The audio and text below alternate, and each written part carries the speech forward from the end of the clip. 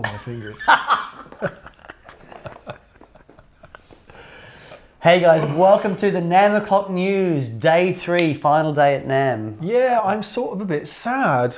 We're done in the halls. The halls are done. We're not doing Sunday, we need a day off. That's the truth. It's been pretty hard work. It has been hard work. Everyone who thinks it's just a big jolly coming over drinking beer and hanging out, talking about guitars. It's actually hard work. Yeah.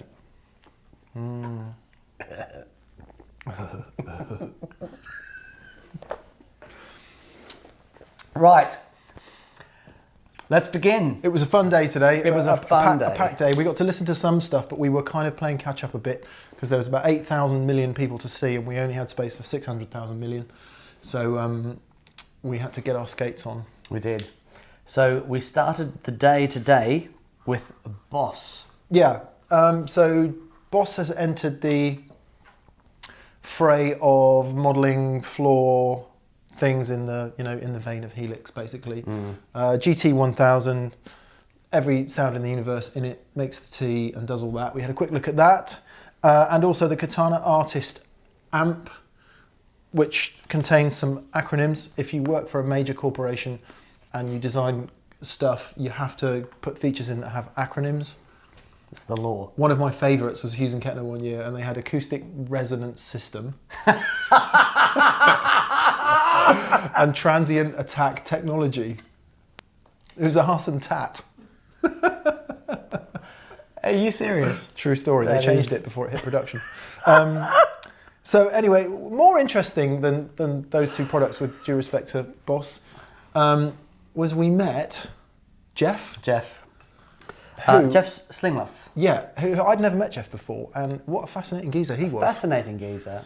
He was heavily involved with the DL4. Yeah, worked at Line 6 before Boss, and his knowledge of amps and topology and all of that was fascinating. So we had a it's really bad when someone tells you a story about something that was really brilliant and can't show you what then happened. But yeah, so anyway, big news from Boss for those two products.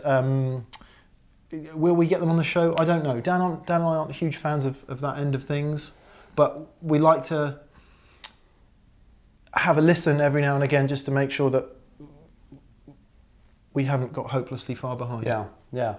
And it's interesting stuff. I'll tell you what I did like is the format which they were presenting things, the Roland format and the Boss format. They had bands, but all the members of the band were scattered all around the room. But everyone's playing together. It was really cool. All electronic instruments. Yeah, all it was great. It was really cool. clever.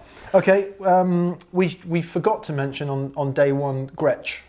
Oh man, these guitars are cool. So Dan's Gretsch that he plays every now and again is a player's edition, and that means like a traditional Gretsch updated with some stuff that make it less of a vintage guitar. Pin bridge locking tuners. Wonderful. Some various cool things. Anyway, until now they hadn't done any solid bodies. Right.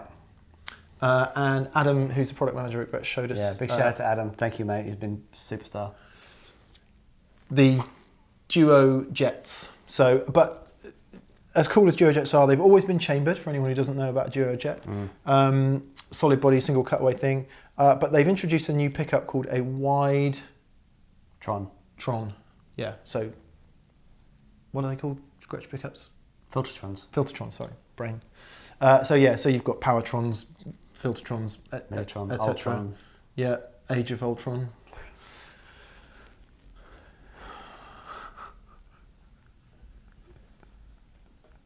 I'm desperately trying to think of a gag and failing badly. Olivia Newton-Tron. That's what I was going. That's where I was going. Anyway, Very Widetrons. It's good. a wider spaced humbucker. So, according to Gretsch, it sounds somewhere between a traditional Filtertron and a traditional humbucker. I'm just burning doing the new Tron dance. What you're seeing is 3 days of walking around now. Yes, how are your feet? He's got a beer in his hand. Fine, Yeah. Yeah. Thanks to Converse, who don't send me free shoes. We auditioned for the Brennan Mars band. Oh God. Yeah, so we did. We didn't get the gig. We did go to Vox after that. So we spoke on yesterday's show about the new tube technology, Korg's new tube technology, which Korg own Vox, by the way, just to make that connection. And it's appearing in a lot of Vox products, but it's also appearing in the Ibanez new tube screamer. Right. So we heard the MVX 150 new amp, which again isn't really our thing, but we just want to hear it just to make sure that we don't make these sweeping statements without actually having heard stuff. It was interesting. I tell you what was interesting though. We had listened to the new MV50 Boutique, and that was we cool. didn't hear the high gain, but the Boutique was really cool. Really, really cool. So really cool. We want to get one of those in. Yeah, get one of those into the show to listen to. On that subject of digital stuff, Celestion have released a speaker, the F12 X200, which is designed specifically for modelers running impulse responses and all that kind of stuff. So I'm assuming it's going to be like a massive, loud, clean. Yeah, like a PV reasonably flat response sort of speaker. Dan's just had a little crack up. It's hysteria, and not the good kind. No. 3 days of walking around an exhibition hall. We ran into Nigel Spenowin at Sir, who was showing us and has given us this, which is the new Sir Mini Riot. We've just done a show on distortions in which the Riot features, doesn't it? Yeah. That will come out in a week or two's time, and they've made it all mini. Yeah. Great. Yeah. Awesome. So we must be a few minutes in, and we haven't heard a single thing yet, Dan. It's all about to change. We'll continue that trend now by talking about Seymour Duncan. We went to the Seymour Duncan stand, and there's Seymour Winding a pickup. Winding a pickup. Oh, man, that was surreal. That was so absolutely surreal. Terry Reid with him. I didn't know who Terry Reid was, and Simon and I had a really long conversation on the plane on the way over, I think, about Terry Reid and how cool he was. And lo and behold, there he is. Wow. There he is. Anyway, Seymour Duncan have a couple new pedals. One is the... can't read my own writing. The Silver Lake Reverb. Yeah. Now, we had the Andromeda delay on when we did a show last year, and it was fascinating. It's a dynamic delay, and it picks up on the dynamics of your playing. Once we worked out how to use it, we really, really liked it. It was great. This uses the same technology. Yep. So very keen to get one of those on. Reverbs has been a real trend, hasn't it? It's been the theme of the show. Yeah. Has everyone just discovered a chip or something? Or some algorithm in how to use it? I don't know. Because it seems to have happened, everyone's doing these really fully featured massive reverbs. Yeah, I think people are just getting better at, the coding and all that stuff, and yeah, it's great. And the ambient thing is a thing. Huge. Yeah. Yeah. Okay. And there was a Super Rika Fuzz. That's as much as I know about that, but it's new from Seymour Duncan. We bumped into you kept saying legend yesterday. The legend that is Carlos Soracio. Yes. And Carlo Soracio is legend because Dan and I laughed at his name. And we couldn't stop laughing at his name because I'm reading it off a card. And then when you meet the guy face to face and he says, "Hi, I'm Carlo Soracio," it just ceases to be funny. Yeah. He is, and that's why I'm not laughing now. Yeah. No laughing now. No laughing now. Not least because he's designed the Phil X.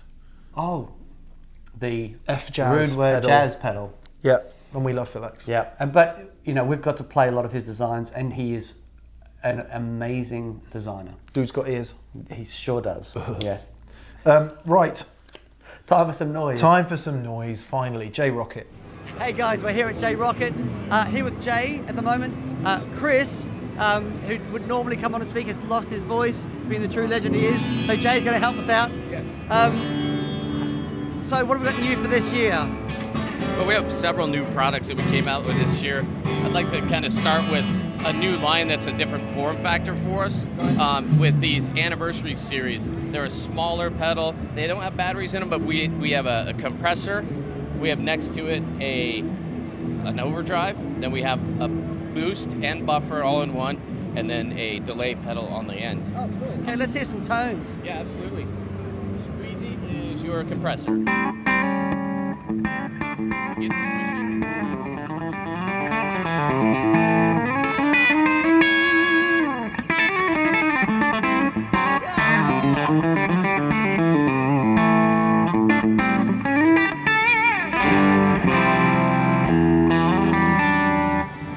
That's just playable. That's amazing.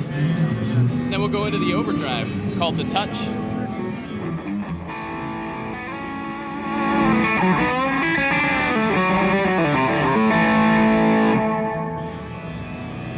We're having a bit of a volume battle with next. Fight! Fight! Fight! Fight!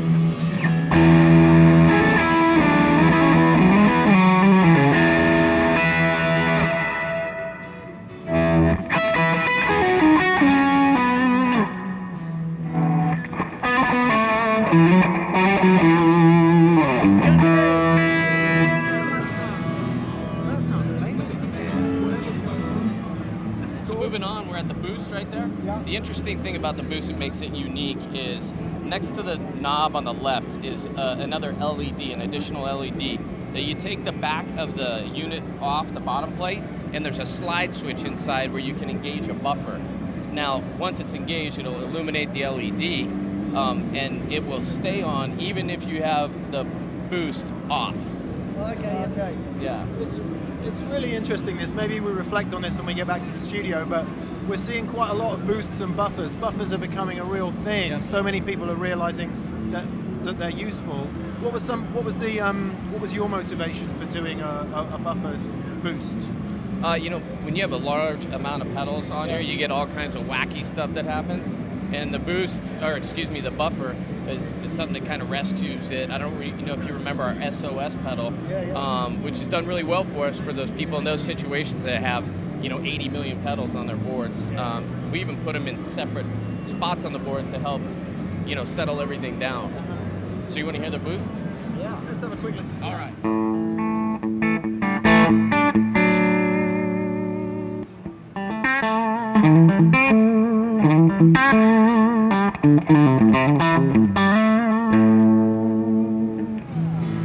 Nice.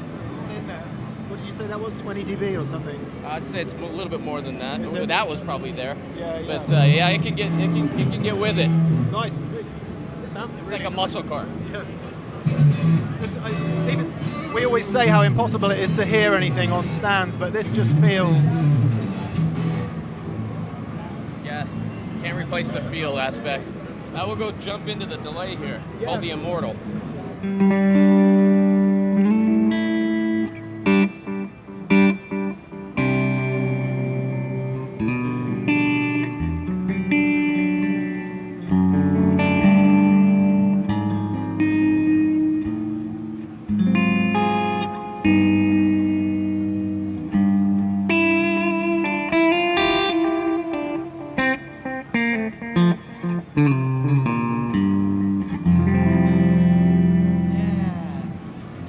Nice. What's going on in there, Jay? It's a PT delay, so analog and digital circuitry combined. We tried to make it very, very musical and extremely quiet, but we didn't want it to be stale, if you will. We wanted it to be a warm analog type sounding Bucket Brigade delay type. So we'll Awesome. jump up into the tour series stuff that we came out with just this season as well. So the first one, we call it Mr. Moto. This blue pedal right here, it's a trem and a reverb in one unit. And the cool thing about it is, obviously you have your typical controls like speed and depth, but the other thing is you can choose waveform from a smooth wave to a choppier wave. And as you play, I'll kind of give you a taste of all of that and some different speeds. And you can do a lot of cool surfy stuff on some of these settings. So let's give it a shot.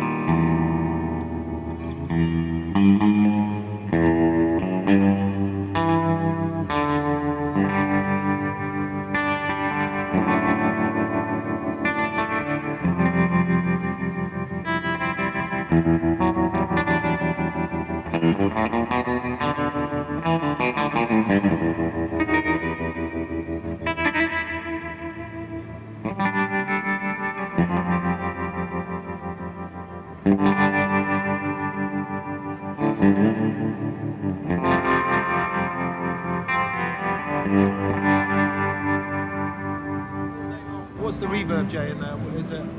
It's similar to our Boeing, so Okay, we're going to have it's a springy. Yep, Yeah. it's a spring reverb type, and it's our own unique design on the trem side. It's nice getting it into a form factor that small as well, because tremolo and reverb in one pedal, other companies that do it, tends to be a pretty big box, doesn't it? So Yep. yeah, Agreed. nice, man. And then the Monkey Man is next. Oh, we saw this Yeah. last year, I think. Yeah. This is Keith. Yeah. Yeah, Do you know your Rolling Stones? You want to play some Rolling Stones? a little bit. Okay.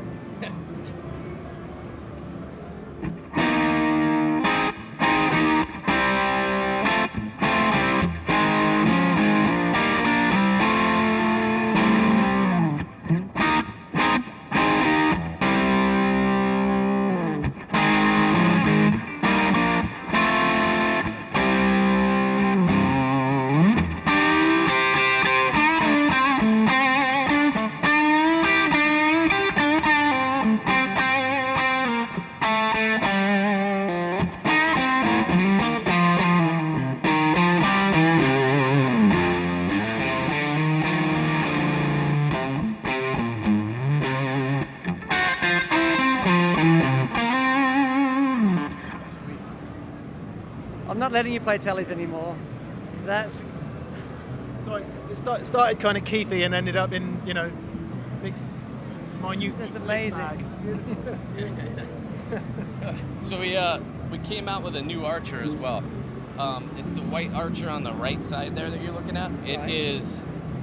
You don't have the gain control. What we put in there is a color control. So that for the guys that like the clean boost, you know, like I use my Archer as more of a clean boost than a dirt box. But what we did is we made this so it's more refinable, carvable for the guys that like the clean. Right idea. So I'll start with the color all the way off, and I'll just kind of ramp it in as you play, and we'll go from there.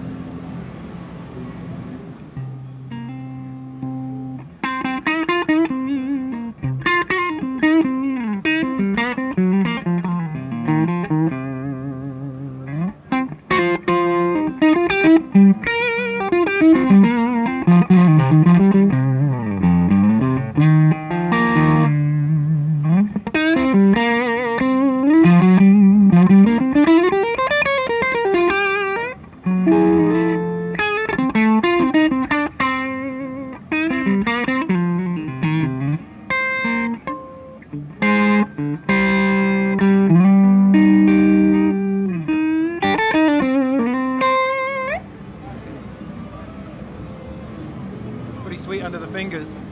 What's it actually doing, Jay? What's the color doing? It's kind of introducing some different values for adding slight amounts of gain in the right spots. Yes, Yeah, it felt like a Yeah. sweetening of mid-range. Yeah, It's like exactly. there's that magic area in the clon for the Yeah. boost. It just feels like it's working in that range. Yeah, you got it. This is the melody drive that we worked with Mark Lettieri developing. Oh, okay. I Yeah. just met Mark last night. Yeah. Just went and saw him play. Too bad he's not good, eh? Ah. What this is he really liked our Majestic pedal. So Right. we did a little variation of the Majestic with a skosh more gain, and then we put the EQ section with it. The EQ comes post, so it's after. So the overdrive going in there. I could start with everything flat at noon, and then I'll show you some fun settings. Right.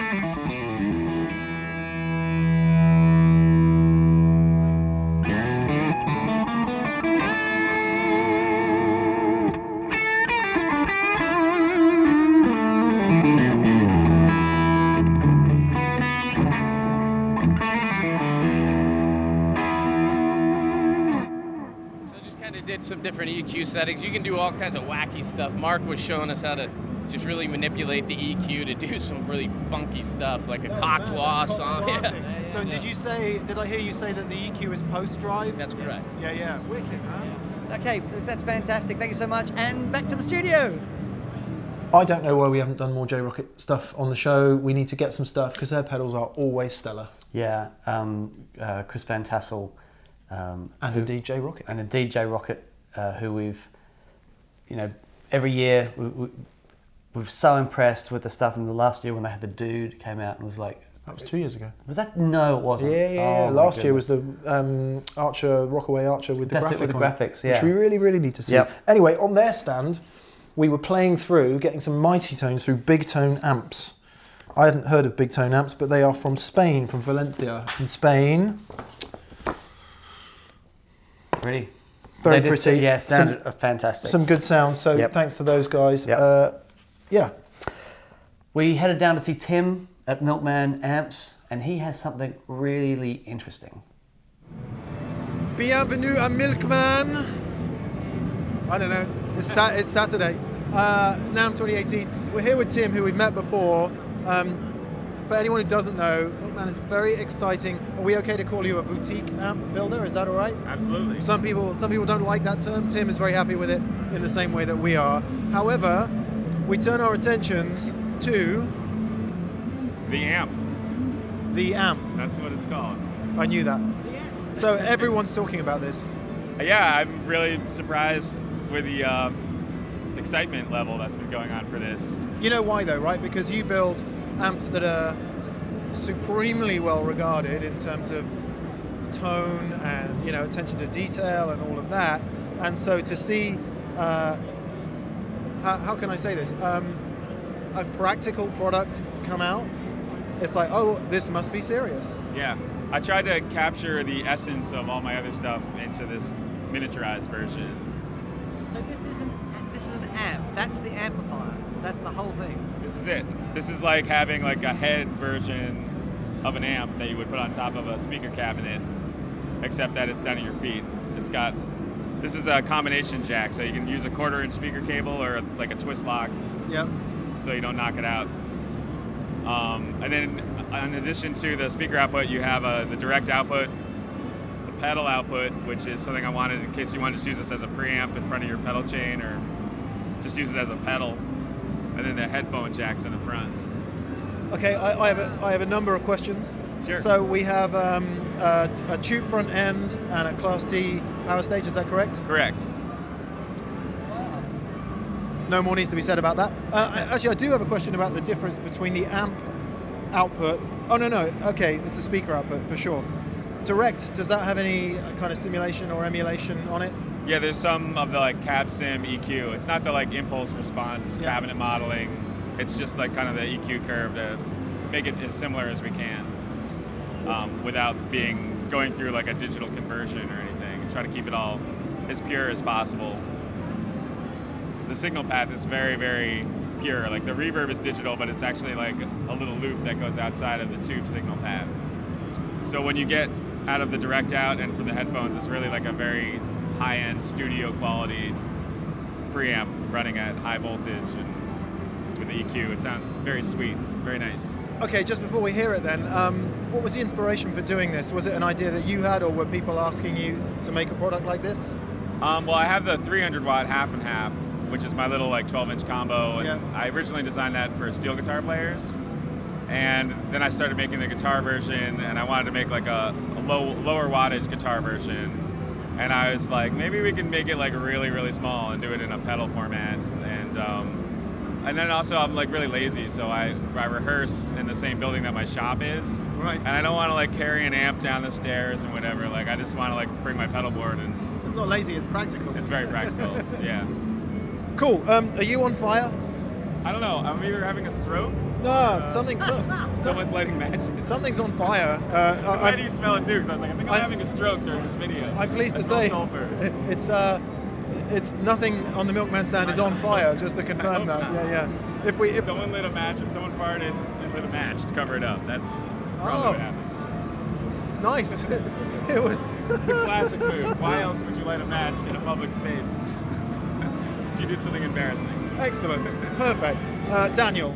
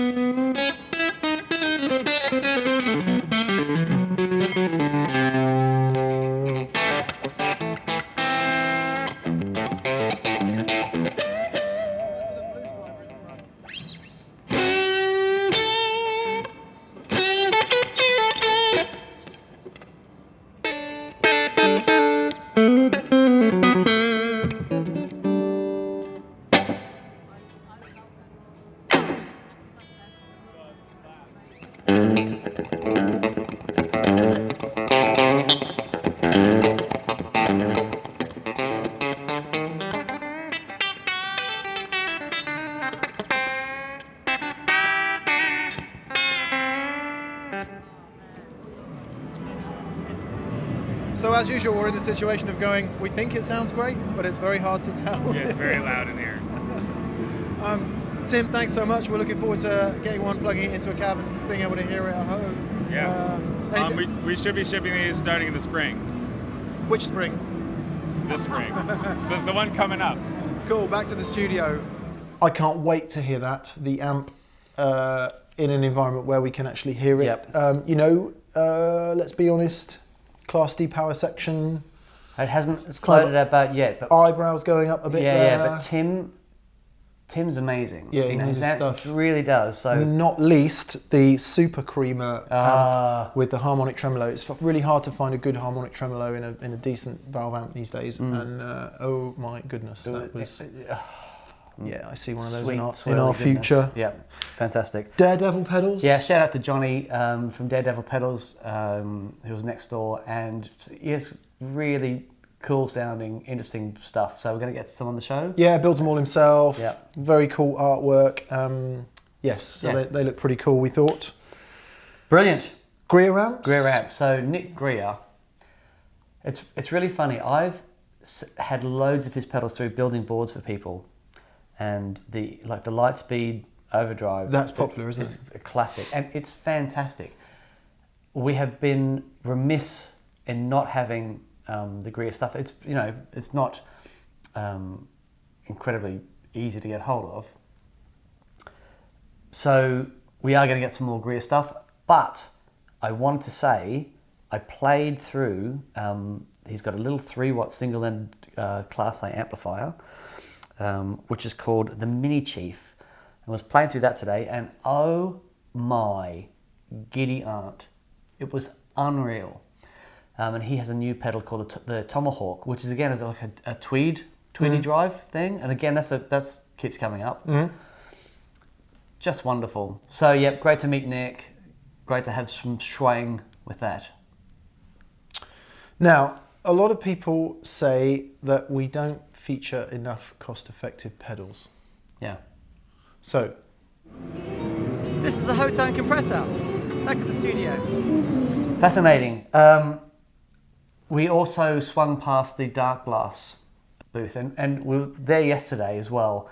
John Stockman from Carnival was there. So hang on, Swedish bass stuff, is that correct? It's bass pedals, yeah. Yeah. Are they Swedish? I'm not sure if they're Swedish. I don't believe so. I think they are. Anyway, okay. So they're Swedish. Well, they might be. And possibly Swedish bass gear.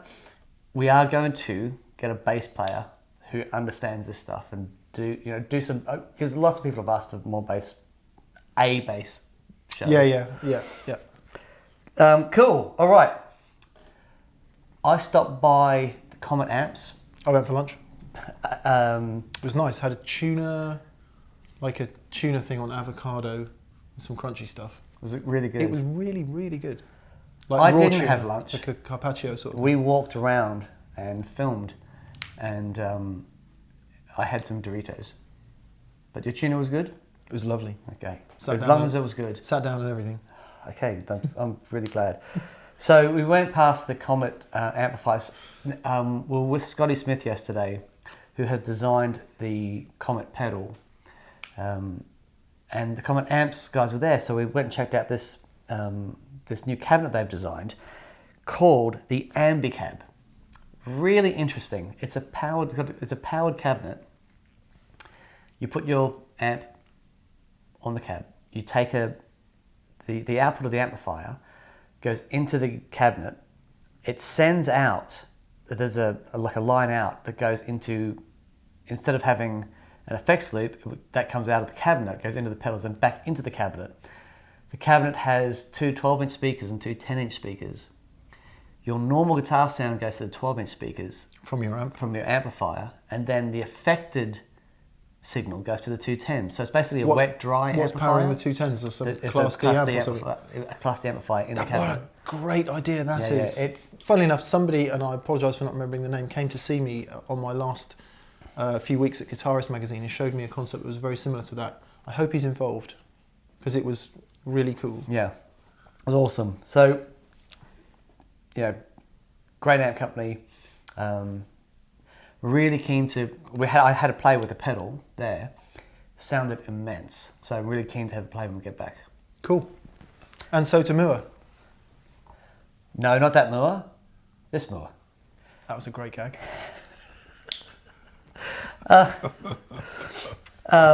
Paul Scott, aka Scotty, who's been a friend of ours for years, and he works for Mua. He's designed this thing called the Preamp Live, which is really clever.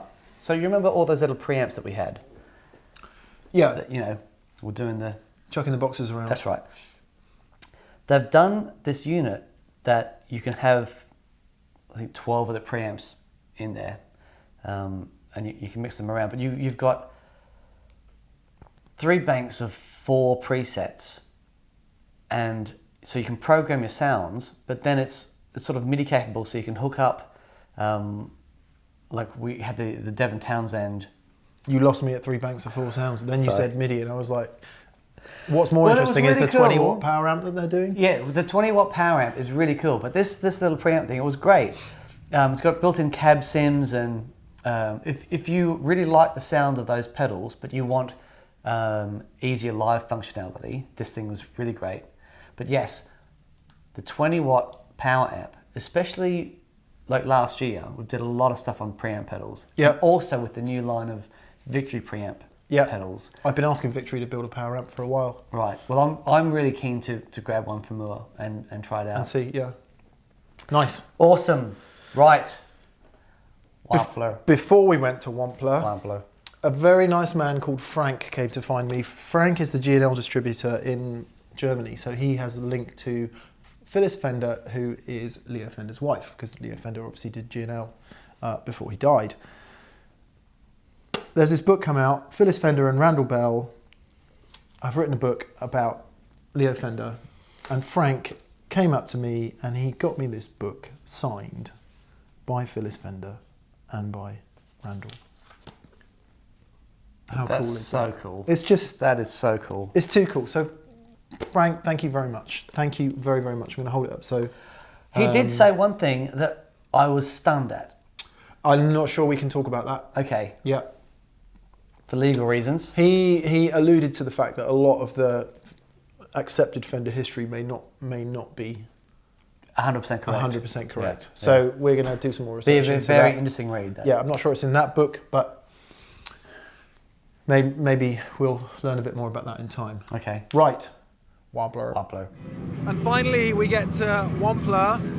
We've been doing the stands in number order, and it's taken us until Saturday afternoon to get here, but we're glad we're here. He's been so grown up about the whole process. Can't hear what you're saying, Dan. A rose between two thorns. It's Brian Wampler. How you guys doing? Yeah, I'm doing great. Good. So if you could take us through what's new for 2018 from Wampler. Sure. So for the show, we got a bunch of stuff coming out this year, but for the show we have a combined graphic and semi-parametric equalizer. Oh, cool. Two different reverbs. One's more of a plate style. It happens to have like a spring function as well. And then the mini faux spring reverb, which is like a very drippy, 60s, surfy type of thing. I have to ask you, everyone says about drippy reverb. Yeah. What does that mean to you? Like to me, it's hard to describe a sound, right? Like how do you describe a chewy overdrive? I think it's very wet, springy. Yeah. It's a terrible descriptor, I know. But you know, it's like the Dick Dale thing. You know, this very high-end, old Fender spring reverb tank. You know, I guess that's the best way I can describe it. That's what it means to me as well, but I keep seeing drippy reverb and I'm thinking, do we all mean the same thing? But that's what it means to me as well, so I think we're all on the same page, right? Yeah, drippy reverb is the new transparent overdrive, you know? We did a video yesterday and somebody described an overdrive as a translucent overdrive. Oh, that's Earthquaker, right? Yeah, the translucent. That was a fantastic description. It actually is, yeah. I wish I'd thought of that. I hate Jamie. Hate that guy. Cool, where shall we start, Brian? Well, I guess you might as well start with the EQ, but do you want to run some dirt with it, maybe? Yeah. All right, so let's throw a little Tumnus Deluxe in here.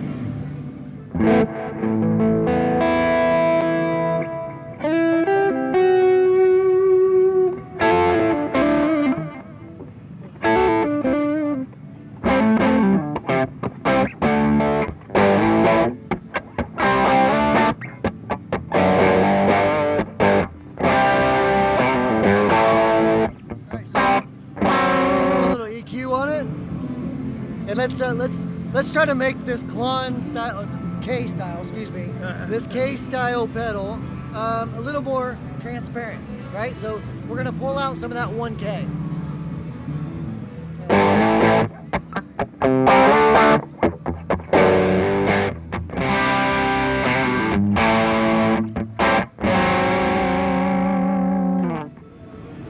So really what I'm doing is just, I have the EQ after the dirt. Yeah. So I'm just taking away the frequencies that would normally be bumped, and we can make it sound like a totally different overdrive or distortion or whatever.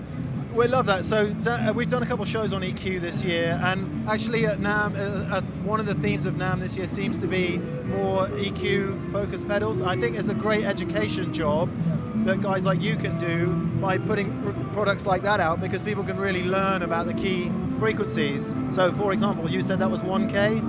Yeah, and keep in mind this is the show version, so on the final version we'll probably mark a few things like you know, the tube screamer frequency, the clon frequency, etc. But yeah, it's you have two different mid controls that sweep from about 300 hertz to around 5K, plus or minus 25 dB. So wow, it's huge. So really you have all different kinds of mid-range points that you can bring in, take out, whatever. I mean, you guys know how EQs work, is probably better than I do. So yeah, well, you say that, but I think we all think we know how EQs work until you actually sit there and go, oh my goodness, yeah. Like if you wanted to dial out some of the resonance from a 4x12 cab or add some into a 112 combo or something like that, it's such a useful thing. And I think people get very confused by graphics, turning knobs. Yeah. Fantastic. So reverbs we were talking about. Sure. So we have the reflection, which is more like a plate style. You flip the toggle switch up, but it's more of a spring style, but still a different type of spring than the green one here. So it will go to a fairly short plate to infinite. So I'll show you what I mean.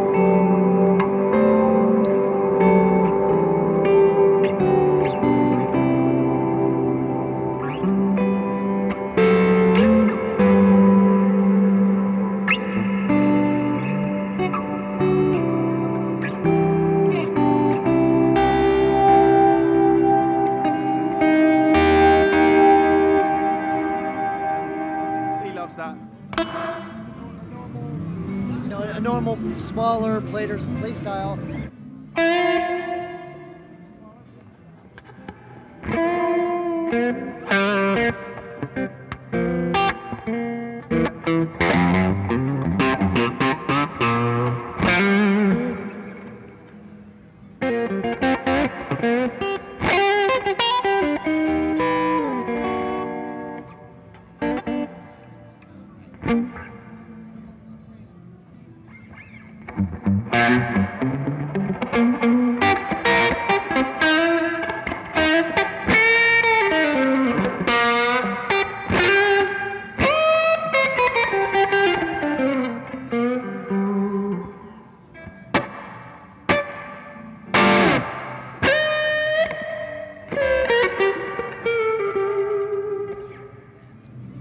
I think Dan's been working on his vibrato. I'm just going to do a quick shout out to Nags Guitars, Joe Nags, and our friend Peter Wolf, Nags Guitars. This is a Doug Rappaport model, and it's very, very cool. Moving on.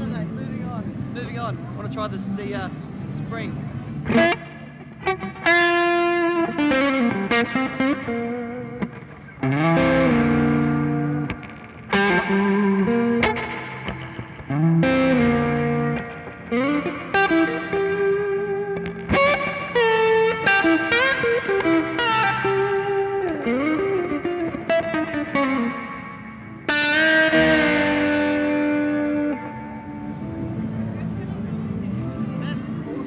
See, who needs adjectives? That's what drippy means. That's drippy. That's drippy. Congratulations on Tumnus Deluxe, by the way.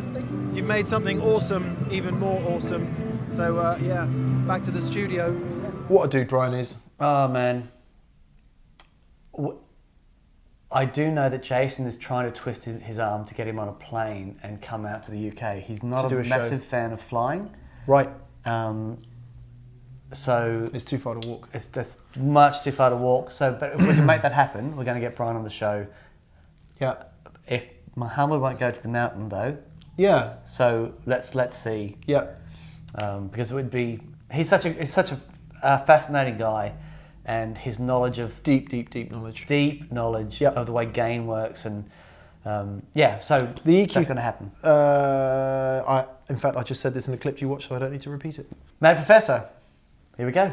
Okay, we're with Marco from Mad Professor. We got a few new things from you this year. Yeah.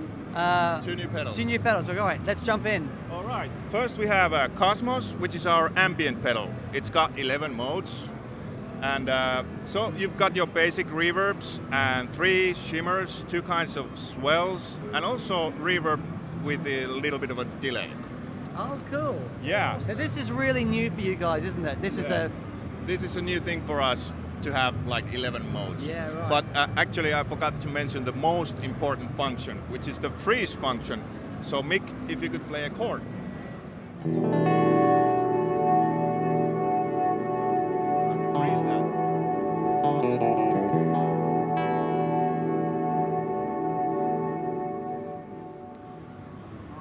Okay, all right. This is a trend, isn't it? Yeah. We're seeing quite a lot of this, so we need to do more on ambient sounds. Yeah. No, I love that. That it's in one foot switch to have that free. It's really cool. Very cool. Okay. Sorry, just explain how the foot switch works again. You don't have to hold, or you need to hold it down. Yeah. And as long as you hold, it sustains. Yes, almost. You know, it cannot be infinite, but almost. Okay. Yeah. Yeah. Lovely. And then we have 3 kinds of shimmers. Here's one. And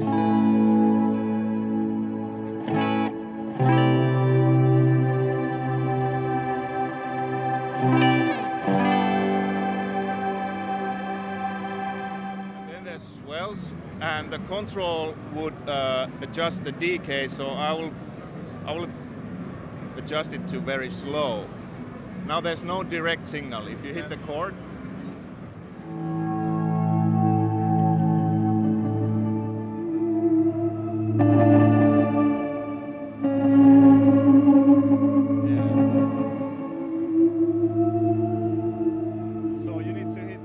switch in order to get the sound. The obvious question is, how does the switch know that you're wanting to sustain and not turn on and off?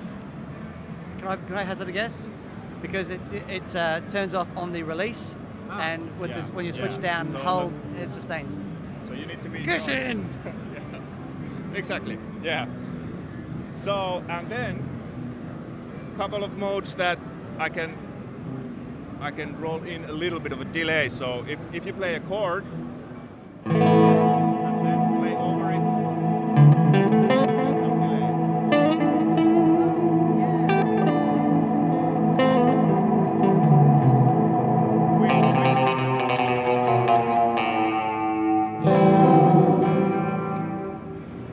We have a little Tweedy Drive, which is based on 1958 Tweed Deluxe, and we have 2 of those in our collection, so we could again fine-tune the pedal really to sound like the original amp. And it's got the big round lows with a little bit of a sag when the drive is turned up.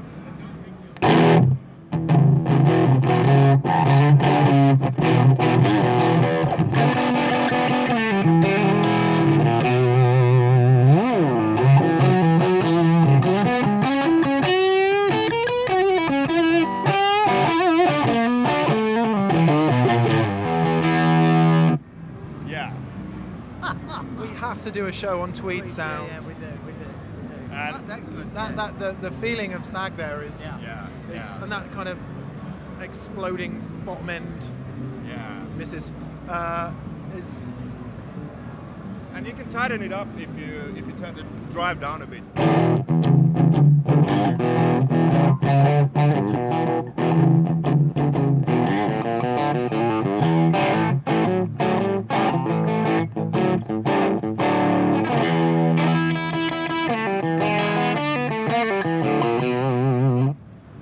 That sort of sound, right?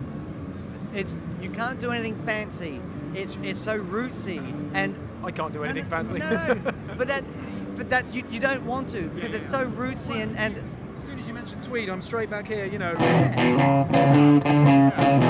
So good, so good. Yeah. So those are the 2 new ones. Fantastic, excellent. Thank you, Marco. Thank you very much. Back to the studio. I saw a little video just before we came out of Lyndon Laney. Right. James Laney, in fact. Okay. Oh, no, James and Lyndon Laney. Lyndon Laney being of Laney fame. Okay. It's not that funny. It was quite funny. No, I'm just trying to remember. It was a long time ago.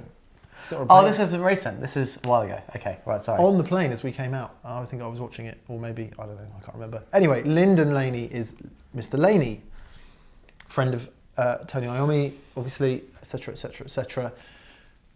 James is his son, who now runs a business. Right. There you go, we got there in the end. Laney have come out with the LA30.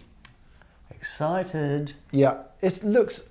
the first thing that hit me was the aesthetic. It's just banging. It just looks brilliant. Yeah. And so apparently, the story goes, briefly, the LA100 was the famous amp, which morphed into the supergroup, blah, blah, blah. But the LA100 was the amp that Tony Iommi played, pushed with a treble booster for the Sabbath sound. Lyndon had done a prototype for a 30-watt version around the same time. And back in the day, nobody wanted a 30-watt amp because they wanted 100 watts or 200 watts. Yeah. Because that was the thing, it was about volume. However, they've revived it, they've kind of reimagined it as it were, made the amp that never was, and it's just this really nice single channel, super classic looking. I cannot wait to get my hands on it. Because you like the supergroup, don't you? I love the supergroup. So we're going to get one in. Yeah. This could be like the perfect amp for me. Could be for you. It could be for me. So I'm very, very excited. You mean it could be another perfect amp? It could be another perfect what amp. You actually yeah. knew. Yeah. It'd be so cool to have one in the room. Yeah. They just look amazing. Yeah, we get one. Yeah. Okay. And from one British amp legend to another, Marshall. Okay. Say this carefully. Marshall hasn't been very exciting in recent years.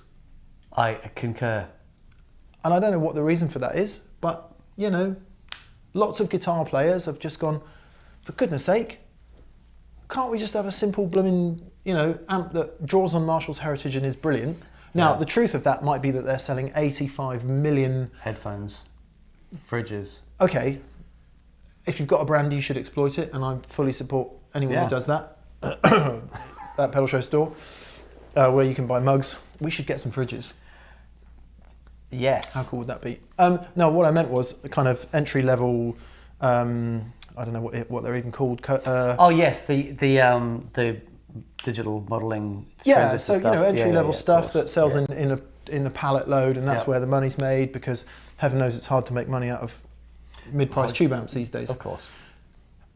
So for guitar players all over the world who love Marshall to their very core of their hearts, as I do, They changed the world. That sound, Jimmy. yeah. How much do we love our Plexi? Yeah, of course. A great deal. Yeah. Looks like something cool has come out mid-priced, called the Origin series. 520 and 50 watts maybe, or 530 and 50 watts, something like that. Yeah. We didn't actually get to hear one. There was We did actually. Did we? Yeah, the guy that was playing when we got in there, he was playing through the 20 watt Origin. He must have had some pedals Oh yeah. and some digital stuff. Yeah. Because that was There was stuff going on, but that was he was playing through those amps.